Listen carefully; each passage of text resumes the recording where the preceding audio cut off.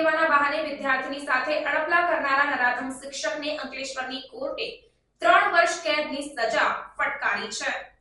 કેસની વિગતો અનુસાર 7 ફેબ્રુઆરી 2022ના રોજ અંકલેશ્વરના દીવા રોડ પર રહેતા ઈશ્વર પટેલે તેની શાળાના ધોરણ 5માં અભ્યાસ કરતી છાત્રાને ક્લાસની માપ લેવાના બહાને ક્લાસની બારી પાસે બોલાવી હતી અને તેની સાથે અડપલા શરૂ કર્યા હતા।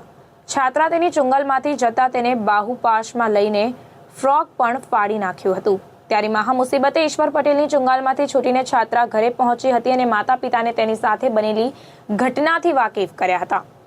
તેના પિતા શાળામાં લંપટ શિક્ષકને તેની હરકતો અંગે કહેવા જતા તે ઉશ્કેરાયો હતો અને સગીરાના પિતાને પણ માર મારી તેમનો શર્ટ ફાડી નાખ્યો હતો। છાત્રાના પિતાએ હાંસોદ પોલીસ સ્ટેશનમાં ફરિયાદ નોંધાવતા પોલીસે આરોપી શિક્ષકની ધરપકડ કરી હતી અને આ કેસ અંકલેશ્વરના એડિશનલ સેશન્સ વીજે કાલોતરાની કોર્ટમાં ચાલી જતા 16 જેટલા સાહેદો અને 8 જેટલા દસ્તાવેજી પુરાવા સરકારી વકીલ પિયુષ રાજપૂતે રજૂ કર્યા હતા, જેને ગ્રાહ્ય રાખી આરોપી શિક્ષક ઈશ્વર પટેલને કોર્ટ દ્વારા 3 વર્ષની સખત કેદ અને 12,500 રૂપિયાનો દંડ ફટકારતો હુકમ કરાયો છે।